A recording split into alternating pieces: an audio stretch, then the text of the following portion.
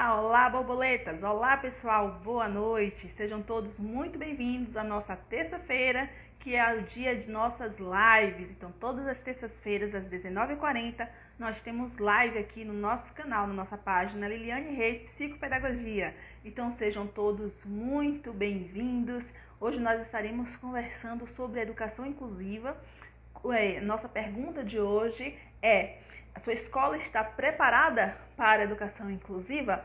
Então esse é o assunto do nosso bate-papo de hoje. Vai mandando aí aviãozinho, já vai chamando outras pessoas para participarem aqui da nossa live, ok? Então, e aí, sua escola já está preparada para a educação inclusiva? A escola do seu filho está preparada para a educação inclusiva? Então esse é o nosso tema do nosso bate-papo de hoje. Olá, pessoal, boa noite a todo mundo que está entrando. Vai mandando aviãozinho, vai chamando pessoas para cá. Me falem aqui no chat como é que está o áudio, como é que está o vídeo. Deem aí o feedback para mim, tá bom? Então, e vão mandando as perguntas. Olá, Neide, boa noite. Olá, Ju, boa noite. Carla. Olá, Janete, Wagner. Sejam todos muito bem-vindos. Vai chamando pessoas para vir para cá para esse tema tão importante. Nós estamos começando 2023 e nós queremos potencializar a nossa educação inclusiva. Então, olá, Edson, seja bem-vindo. Então, vamos lá, manda aviãozinho, vai entrando na live, vai mandando aí mensagem para as pessoas para que nós tenhamos realmente um alcance bastante significativo. Olá, Márcia, seja bem-vinda, tudo bem? Então, coloquem aí nos comentários de onde é que você é, qual é o seu estado, até porque, pessoal, muitas vezes as pessoas pensam assim: será que os problemas relacionados à educação inclusiva que eu passo é só na minha região, só na minha cidade, só no meu estado? Então é importante que nós estejamos conversando aqui, vendo pessoas de diversas regiões do nosso país. E, assim, pela minha experiência, pelo que eu venho acompanhando de cursos de congresso, me parece, a percepção que eu tenho é que as dificuldades da educação inclusiva são as mesmas, independente da região onde nós estamos. Então, manda aí o local de onde é que vocês são, para poder a gente fazer realmente, inclusive ter um certo mapeamento sobre essas dificuldades. Nós vamos falar hoje sobre como é que eu posso avaliar se a minha escola está pronta para a educação inclusiva, se a escola que eu vou matricular o meu aluno, o meu filho, ela está pronta para a educação inclusiva e, principalmente, como fazer efetivamente para que a escola realmente seja inclusiva, ok? Então, vão me dizendo aí de onde é que vocês estão falando, de onde é que vocês estão me assistindo, como é que está o áudio, o vídeo. Eu estou com fone, então quero saber de vocês como é que está o áudio para vocês, se é melhor fazer sem fone ou com fone. Então, vão me dizendo aí, ok? Então, me falem aí de onde é que vocês são, onde é que vocês estão falando. E me deem aí o retorno do meu áudio. Se meu áudio está bom com o fone, com o microfone, ou se vocês preferem sem o fone ou sem o microfone, tá bom? E também vão colocando as perguntas de vocês, tá? Hoje eu preparei, inclusive aqui no decorrer dessa live, a gente vai estar discutindo sobre um material. Olá, Carla. Carla daqui de Valença, Bahia, aqui, minha conterrânea. Eu tô falando da Bahia, de Valença. Então, Carla, eu acho que é Carla neuropsicopedagoga, não é isso, Carla? Minha colega e ex-aluna. Fale aí pra mim.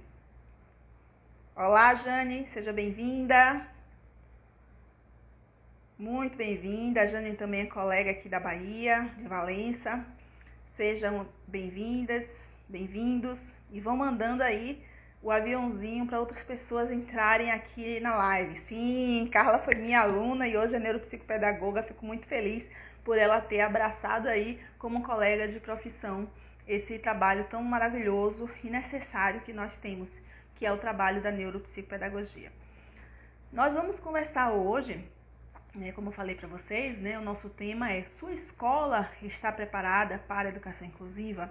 Então, nós começamos o ano, 2023, e quando eu estava refletindo sobre esse tema, eu pensei, nossa, eu tenho mais de 20 anos, de muito mais do que 20 anos de educação, e mais de 20 anos, 22, acredito, 20 anos, de psicopedagogia. tá? Então, são mais de 20 anos trabalhando em prol da educação inclusiva, vivendo de perto as dificuldades da educação inclusiva, tanto como terapeuta, também como mãe de duas crianças com transtorno de aprendizagem, uma criança com autismo, adolescente, na verdade, né?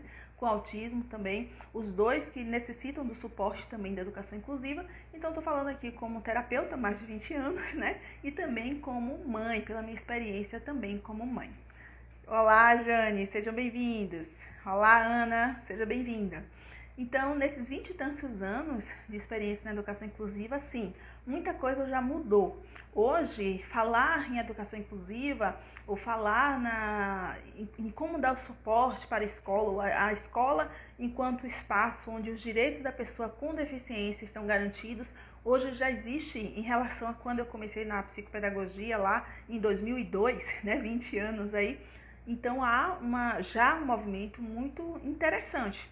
Porém, esse movimento muitas vezes ele ainda fica restrito à teoria e não vai para a prática.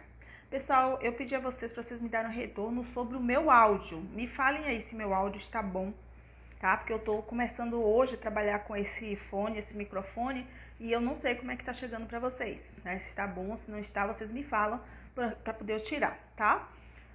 Falem aí pra mim como é que está o meu áudio, por favor, tá?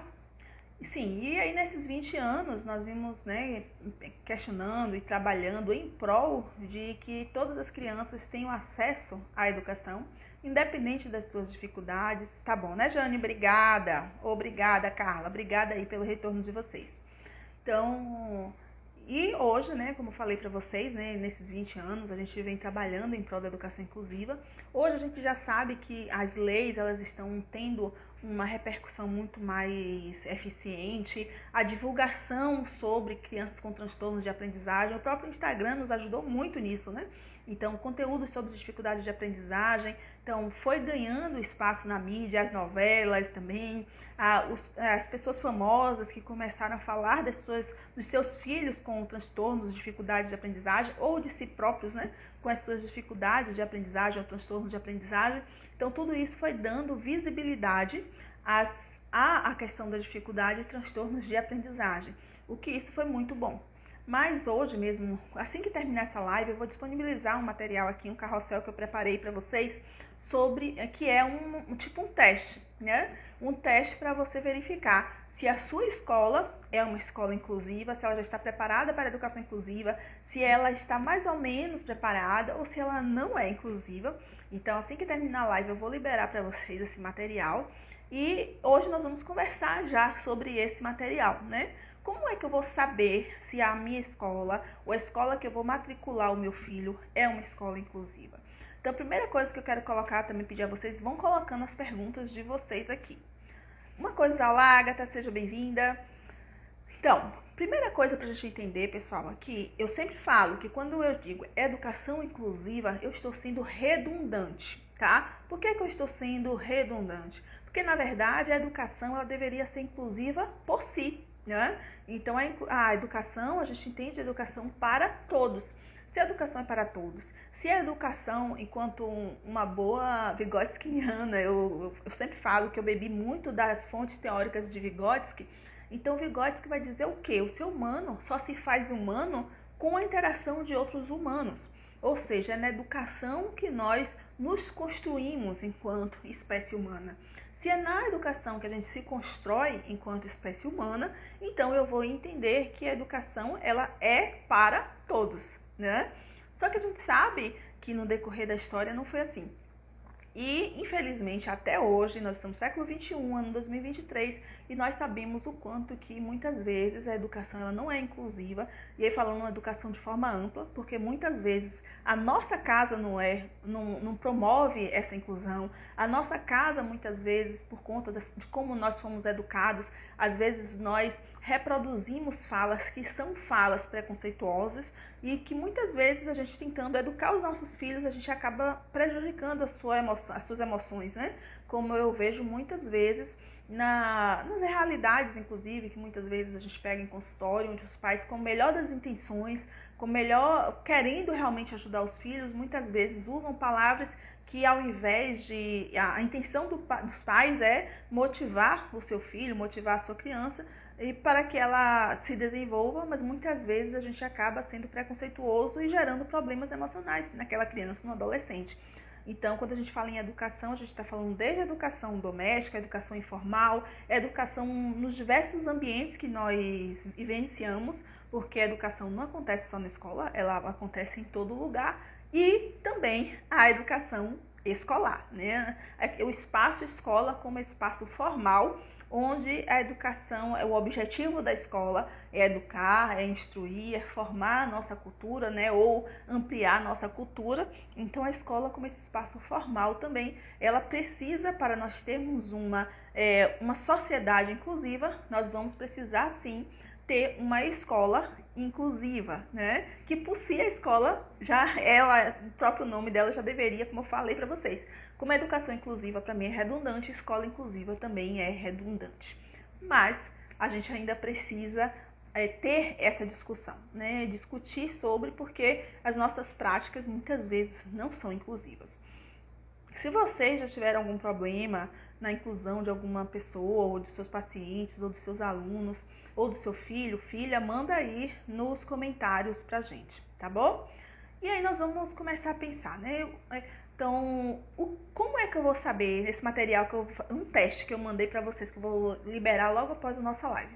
Como é que eu vou saber se a minha escola é inclusiva, né? O que é que minha escola precisa ter para ela se tornar uma escola inclusiva? Então, muitas vezes, assim, a educação inclusiva, eu entendo ela como que ela passa muito sobre uma consciência, tá? Então, não adianta eu ter, assim, como se fosse algo externo, né? Que chegasse e transformasse a minha escola numa escola inclusiva. Algo externo pode ajudar, mas é necessário que as pessoas que fazem essa escola, elas estejam abertas para buscar recursos para que efetivamente a educação aconteça. Daí, assim, a percepção de ser inclusivo, ela vai além da escola ou da educação inclusiva. E então, aí eu pergunto para vocês, como é que está a sua escola? Como é que está o ambiente escolar? Como é que está a compreensão das pessoas que trabalham nessa escola em relação à inclusão? Então, você tem, enquanto escola, vou falar enquanto escola, tá? Enquanto escola, você tem uma equipe que essa equipe ela está já com essa consciência formada, essa consciência de que todas as pessoas têm direito à educação, que as pessoas elas são diferentes e elas precisam ser respeitadas nas suas diferenças. E isso eu falo não só do professor, mas eu falo de todas as pessoas que participam desse ambiente escolar, né? E aí, nesse ambiente escolar, eu estou falando também dos pais dos alunos, tá? Então, os pais do aluno, enquanto comunidade escolar, eles também fazem parte da comunidade dessa escola. Então, como é que está o nível de consciência da sua escola em relação à inclusão, tá? Essa é a primeira pergunta que eu faço. Se você acha que na sua escola tem pessoas que ainda estão com preconceitos, ainda não se abriram a efetivamente trabalhar com a inclusão, então talvez seja o momento de vocês, enquanto escola, pararem e repensarem suas práticas, ou promover ações, palestras, situações que possam ir trabalhando essa conscientização. E lembrando sempre, gente, antigamente, como eu falei, vocês são 20 anos de psicopedagogia, e eu ouvia muitas pessoas falarem assim, minha escola é adepta à inclusão, como se fosse uma adesão voluntária, tá? E na verdade não é, né? Então essa adesão, ela não é voluntária, ela é legal. Então não existe escola que não seja inclusiva pela lei, né? Pela lei todas as escolas precisam ser. Porém a lei, ela diz como tem que ser, mas ela não faz acontecer. Quem faz acontecer são as pessoas que estão ali no cotidiano, né? E aí por isso que a gente, para começar aqui nossa live, eu trago essa reflexão para vocês, né? Pra gente. Como é que está o nosso nível de consciência em relação à inclusão? E eu falei não só de todos os funcionários, né? Então, toda a equipe de professores, de coordenação, de direção, toda a equipe da escola, como profissionais de limpeza, profissionais da mecanografia, né? O pessoal que faz apostilas, pessoal da cantina da escola. Então, a escola, ela tem toda a portaria da escola, então toda a escola ela está envolvida no processo de inclusão? E além da escola, né? Como é que está essa comunidade escolar? Como é que estão os alunos dessa escola? Então, os alunos dessa escola, eles têm uma consciência relacionada à educação inclusiva? Esses alunos da sua escola, eles promovem um respeito, uma inclusão, ou eles promovem bullying? Porque se você está tendo muito bullying na sua escola, então é hora de você olhar para essa comunidade também. Então, como é que está a relação dos alunos em relação à inclusão e também dos pais desses alunos? Porque muitas vezes, principalmente crianças pequenas, muitas vezes elas vão reproduzir uma cultura de exclusão por ela ouvir de casa, né? Então, a sua escola, ao ter crianças com alguma deficiência, então você está trazendo essa reflexão para os colegas, para os alunos e para os pais também dessa comunidade, né? Aí Jane está colocando que muitas vezes nas escolas tem uma visão de que só o professor tem que está ciente sobre a inclusão, e essa é a primeira coisa que a gente está discutindo aqui. Não é só o professor, tá? Então, a escola é uma rede, é um sistema, mesmo a escola particular, né? Porque a escola pública a gente já tem uma visão de rede, né? Mas enquanto escola, mesmo a escola particular, ela tem uma visão de rede, né? A escola não é feita só pelos professores e pelos alunos, ela é feita por uma comunidade. E essa comunidade, ela envolve, além de professores e alunos, envolve todos os profissionais que trabalham com aquela escola e também a comunidade clientela, né? Que não são só os alunos, mas principalmente também os pais desses alunos. Então, pensar nessa escola enquanto promovedora desse ambiente de reflexão sobre as diferenças humanas e a inclusão dessas diferenças, aceitação e respeito, é o primeiro passo para você pensar se a sua escola é uma escola inclusiva. Então, a gente está pensando do ponto de vista macro, né, de consciência. Existe um outro ponto também que muitas vezes a gente pensa muito quando a gente fala na educação inclusiva, que são as questões arquitetônicas, tá? Então, muitas vezes a escola ou a sociedade pensa que se aquela escola tem uma rampa, ela é inclusiva, né? Se aquela escola tem um sanitário adaptado, ela é inclusiva. Então, não apenas, né? Então, essa consciência vem além, porque não adianta eu colocar toda uma estrutura inclusiva, né, para pessoas que têm algum tipo de deficiência sensorial ou deficiência física, se essas pessoas não são acolhidas enquanto pessoas, né?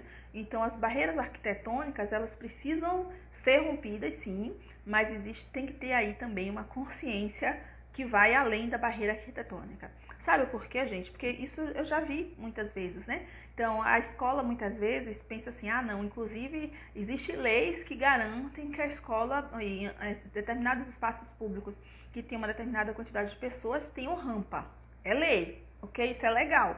Só que muitas vezes tem instituições, departamentos públicos e escolas que a rampa está lá bonitinha. Então você acha que por isso ela é inclusiva. E eu vou falar só na questão da rampa relacionando com deficiência física, tá? Não vou nem passar pela questão da deficiência intelectual agora, só para vocês entenderem isso.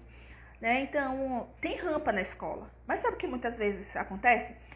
Quando foi feita a escola, se pensou em colocar rampa porque é legal. Mas será que as portas da sala de aula, elas foram pensadas em ter um determinado tamanho para que possa acolher a cadeira de rodas? Às vezes acontece de ter rampa, mas quando chega na sala ou quando chega à porta do banheiro, então não é totalmente adaptado arquitetonicamente, né? Por quê? Porque não houve uma perspectiva de olhar para aquela escola com a consciência inclusiva, tá? Por isso que essa consciência inclusiva, ela vem antes até dessa preparação arquitetônica. Até porque essa preparação arquitetônica, ela está voltada também para as deficiências físicas e sensoriais.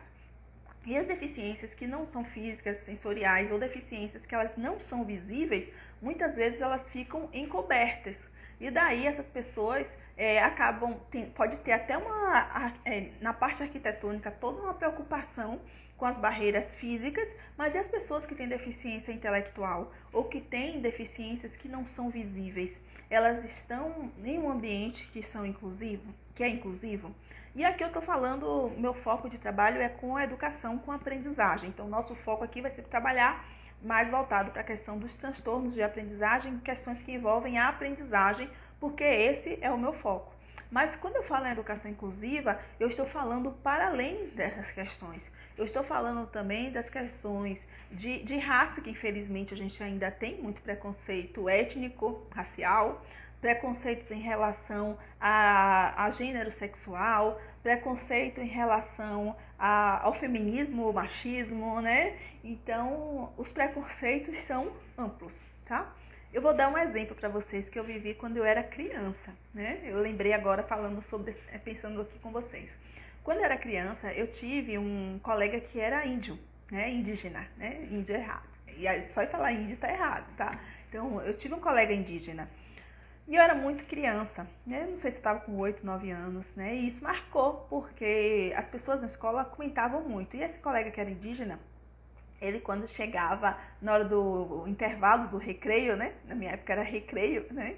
Então, na minha época, imagine, né? Na minha época, não vale ficar fazendo conta.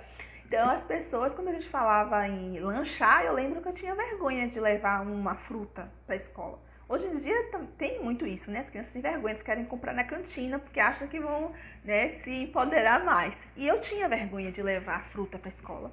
E esse meu colega que era indígena, ele comia banana da terra cozida na hora do recreio.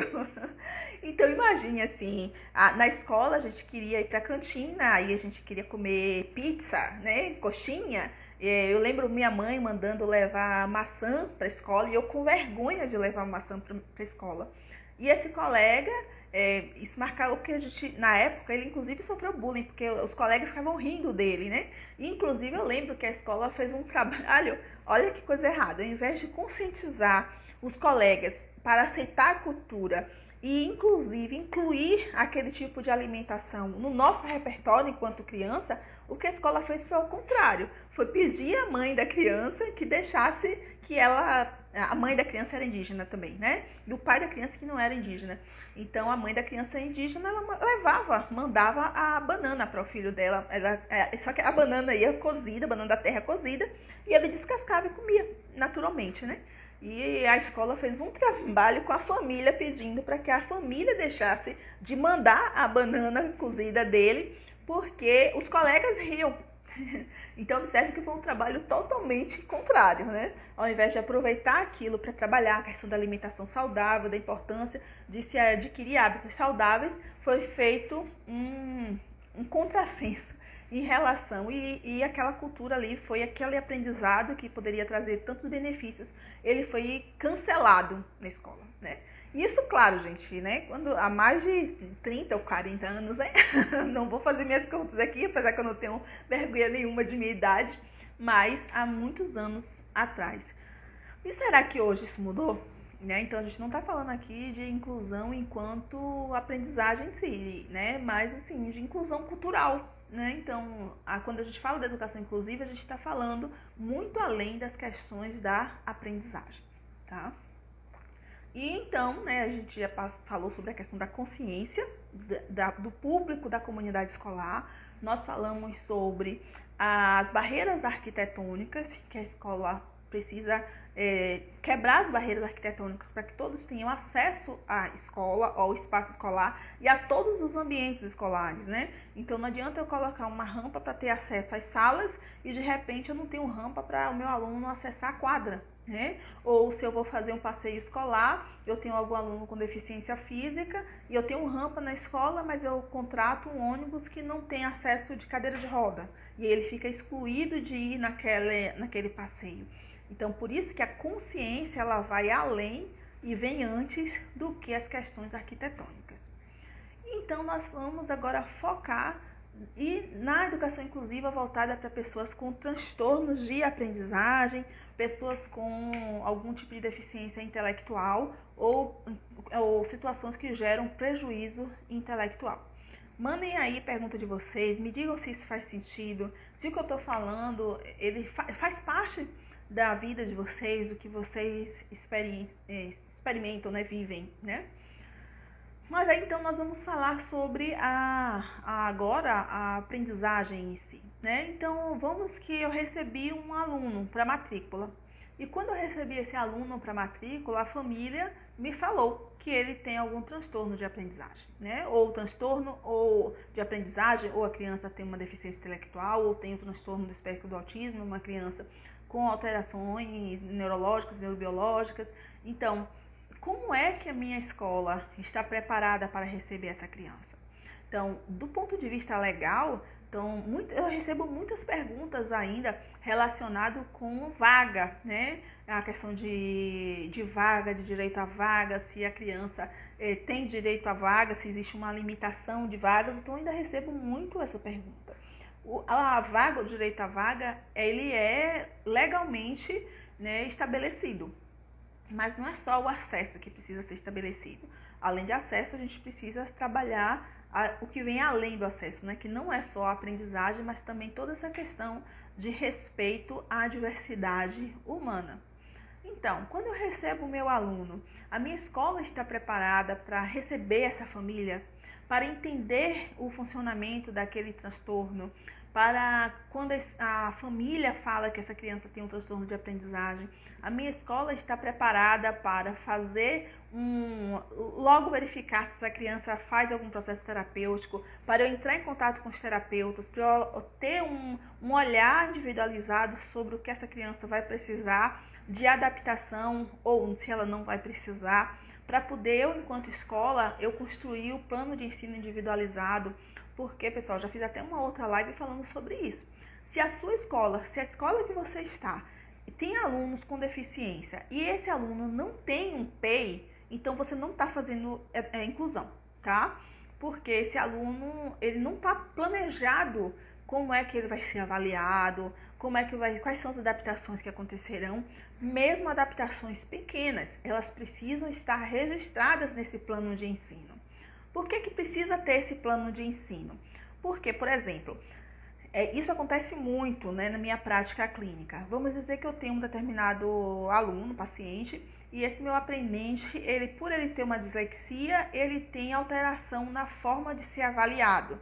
Então, nós orientamos... Olá, Newton, obrigada, meu querido, obrigada. Então, a gente oferece para esse aluno, por exemplo, uma avaliação diferenciada.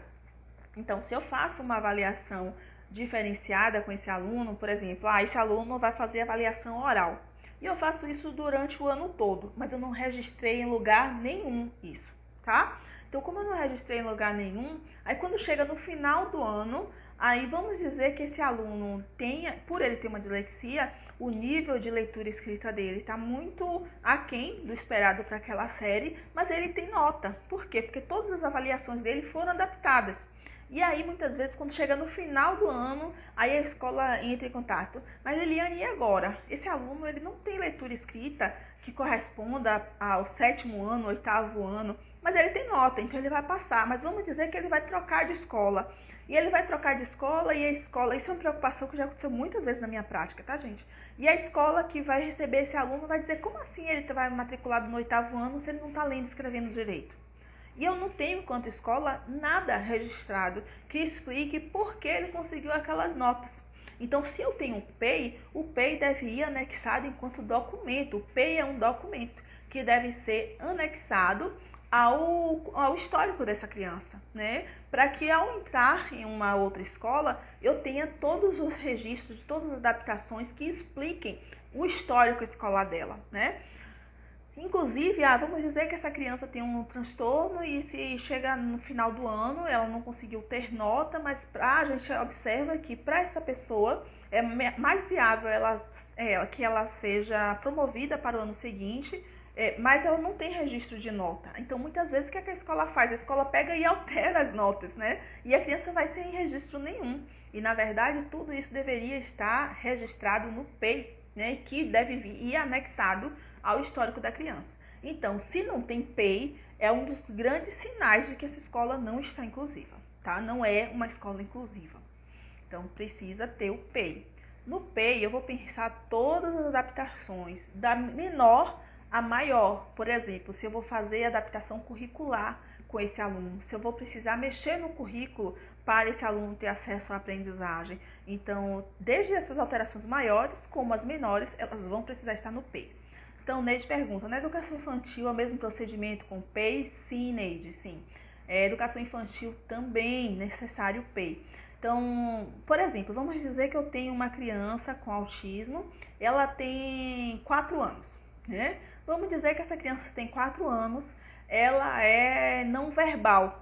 Então, ela participou Como foi que eu fiz para poder ela conseguir participar das rodinhas de conversa se ela é não verbal? Ela usou alguma linguagem PECS, uma linguagem de sinais? Ela usou qual tipo de linguagem? Essa criança ela teve uma rotina visual na sala, ela teve a presença do mediador. Então, o mediador especializado ele vai estar contido no PEI. Então, é toda pessoa com deficiência que vai precisar do mediador especializado? Não, nem toda. Mas o mediador especializado precisa ser avaliado se é necessário ou não. Inclusive, é um direito legal da pessoa com autismo o acesso ao mediador especializado. E onde é que vai estar registrado que a pessoa teve ou vai ter o mediador? É no seu PEI, tá? Então, todo o histórico escolar, a criança precisa ter, a criança que tem um transtorno de aprendizagem e que faz algum processo que está dentro do que a gente chama de educação inclusiva, ela precisa ter o PEI, tá? Então, o Newton está perguntando o que é o PEI. O PEI é o Plano de Ensino Individualizado, tá? Então, nós enquanto educadores, nós professores, nós fazemos o nosso programa, o nosso planejamento, né? O planejamento do ano, a gente faz planejamento anual, planejamento semestral e planejamento bimestral. Geralmente a gente faz o planejamento do bimestre, né? Ou da unidade, né? E a gente faz o nosso plano de aula. Então, o plano, como é que nós entendemos o plano de curso, né? O plano anual da série? Então, nós entendemos isso equivocado. Uma escola, a gente geralmente, sem conhecer o aluno, a gente faz um plano de curso, né? E esse plano de curso, ele é colocado, estabelecido naquela turma, tá? Só que nessa turma, eu tenho alunos que não vão conseguir ter esses mesmos objetivos desse plano de curso. Isso ao nível de currículo, né? Então, eu vou precisar ter um programa, um plano de ensino individualizado para atender a esse aluno. Esse plano de curso, ele vai ser um condutor para fazer o plano de ensino, mas ele não vai ser decisório, tá? Então, esse plano de curso que eu tenho, que é da minha turma, ele vai conduzir o que eu vou ensinar também a esse meu aluno, que é o aluno da inclusão, entre aspas, eu não gosto desse termo, né? O aluno de inclusão. Mas o aluno com alguma deficiência, então ele vai ter que ser, ele está contido nesse plano de curso, mas esse plano de curso pode precisar de algumas alterações para poder esse aluno conseguir alcançar esse plano de curso. Ou, inclusive, no caso de currículo, ele pode ter uma necessidade de adaptação curricular. Ou no plano de curso a gente coloca as estratégias metodológicas que nós vamos utilizar para o aluno. Então, mas esse aluno, ele não vai seguir o aluno com deficiência não vai seguir essas mesmas estratégias metodológicas. Ele vai ter outras, ou vai precisar de estratégias metodológicas complementares. E onde é que está registradas essas estratégias metodológicas complementares? Erro nosso enquanto professor, posso falar isso porque além de terapeuta eu também sou professora, minha formação inicial é pedagogia, então como professor eu preciso registrar isso. Enquanto também escola, né, sistema, lembra que a escola é um sistema, esse aluno não é da escola, ele é de um sistema escolar brasileiro, e onde ele for, ele vai ter que seguir com esse currículo, com esse plano. E aí, se não tem nenhum registro, como é que ele vai seguir nesse sistema, tá? Então, a gente precisa, é necessário ter o PEI, tá? E uma pergunta muito comum, e quem faz o PEI? O PEI, muitas vezes, enquanto terapeuta, eu já recebi muito essa solicitação. Você faz o PEI e manda para minha escola? Eu não posso fazer o PEI da escola. Por quê? Porque o PEI é um documento da escola. Então, quem faz o PEI, da mesma forma, quem é que faz o plano de curso? Quem faz o plano de curso da série não é o professor da série? Então, como professor, você não vai receber o plano de curso de uma outra pessoa, né? Então, o plano de curso é feito pelo professor. O PEI do aluno também é feito pelo professor. Porém, para o PEI, ele pode e deve precisar da mesma forma que o plano de curso não sai só da cabeça do professor. O professor usa a BNCC, ele usa documentos de referência, na verdade, ele usa a abordagem metodológica que a escola utiliza como referência, então ele vai usar referências. Da mesma forma, o plano de ensino individualizado, ele vai ter as referências, o que os terapeutas apontam como necessário para aquela criança. Então é necessário ouvir os terapeutas, é necessário ouvir a família também, para a família também fazer esse feedback do que essa criança sabe, do que ela precisa. Então, na construção do PEI é necessário ouvir a comunidade, essa comunidade que envolve a criança de forma ampla. Porém, quem constrói o PEI é o professor. Ok? O Newton falou, o PEI é um documento norteador ou criamos na proporção do desenvolvimento das aulas.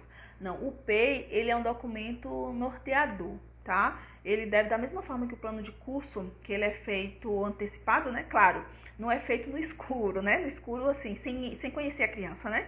Uma das coisas que, quando eu estava em sala de aula, me incomodava muito, porque eu tinha um prazo para entregar o plano de curso e eu nem conhecia minha turma ainda, né? Então, tá errado. Eu não posso fazer o PEI se eu não conhecer o aluno. Então, eu tenho que avaliar esse aluno, eu tenho que ouvir os terapeutas, ouvir família, construir esse plano para o aluno.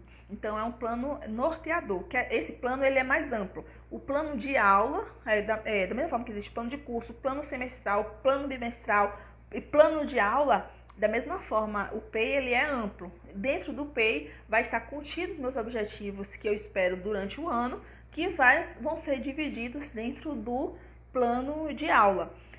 Porém, a gente pode estabelecer objetivos para o ano, que a gente estabeleceu no PEI, por isso que é um plano.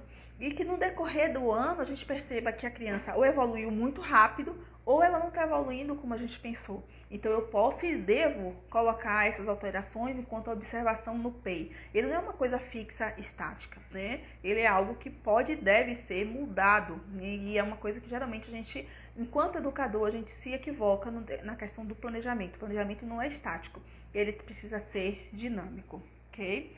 A Jane perguntou, se a criança com TEA tem direito só a criança com TEA tem direito ao acompanhante? Então, hoje em dia, Jane, por conta da lei de autismo, é que estipula que a criança com autismo tem direito ao mediador escolar especializado. Porém, então, isso está explícito na lei do autismo. Agora, a gente tem a Lei Brasileira de Inclusão. Na Lei Brasileira de Inclusão, está lá dizendo que a pessoa que precisar de qualquer adaptação, ou curricular, ou de material, ou de pessoal, para garantir a sua aprendizagem, então está lá escrito na Lei de Inclusão, da Educação Inclusiva. Então, de forma explícita, está só na Lei do Autismo. Porém, se você ver na Lei Brasileira de Inclusão, então está lá implicitamente colocado que sim, que se é comprovado, os terapeutas comprovam, o médico que acompanha a criança comprova que ela necessita de um mediador especializado ou também a figura do cuidador, então juridicamente, através da Lei Brasileira de Inclusão, você pode acessar esse profissional. Porém, em outros transtornos a gente tem que ter alguns cuidados, né? Aí aqui na live não vai dar tempo para eu falar para vocês sobre a questão do mediador. Mas o mediador, em alguns casos, o mediador ele é importante, muito importante, imprescindível quando realmente necessário, tá? Às vezes a gente, porque tem uma sala muito cheia, aí a gente acaba dizendo que precisa de um mediador especializado, sendo que a criança não precisa de mediador. Na verdade, o professor está precisando de um auxiliar ou então de dividir a turma em duas, né? Ou três, quem sabe, né? Então, por isso a gente tem que avaliar o mediador se efetivamente aquela criança necessita ou se é uma necessidade que não é de mediador, mas uma necessidade de gerenciamento da turma, tá? Por que a gente fala isso? Porque o mediador tem que ser colocado e tirado com muito cuidado para que a gente não esteja estimulando a dependência, mas que todo o tempo a gente esteja estimulando a independência do nosso aluno, ok? Então, obrigada, Marisete aqui. Que Neide, Marisete é minha mãe, tá falando que minha explicação tá muito boa, obrigada. Obrigada, Neide, muito obrigada, obrigada aí pelo retorno de vocês. Obrigada, vão me dizendo aí que a gente também precisa de reforçador aí, de vocês dizendo se tá bom para poder saber se tá legal, como é que a gente conduz aqui com vocês, tá bom? Então, nós falamos aqui do PEI, né? Então, nós falamos aqui dessa estrutura, né, até comecei a citar sobre a questão do mediador, né, e aí nós vamos discutir mais algumas coisas, né. Então, a sua escola, outra coisa, quando a gente fala da consciência, né, nós falamos da consciência dos profissionais, mas a gente tem que falar também sobre as formações.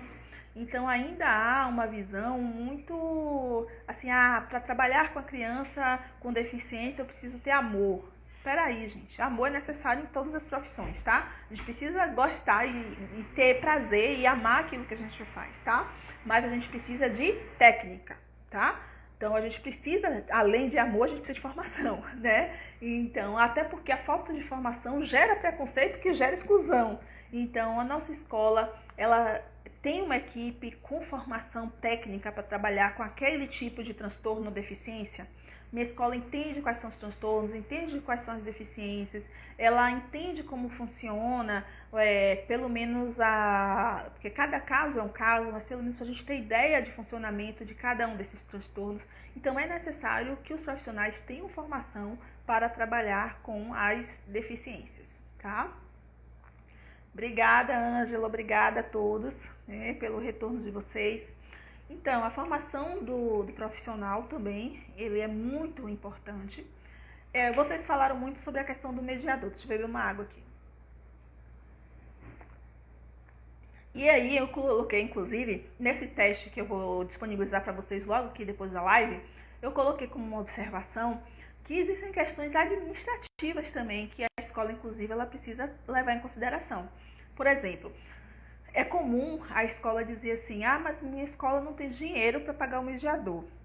Só que se a escola é particular, ela tem a obrigação de colocar o custo do mediador como parte do seu programa administrativo. Então, eu coloquei isso lá no nosso teste, né? A sua escola, você enquanto escola, a sua escola tem no orçamento dela um valor destinado à contratação de mediadores especializados?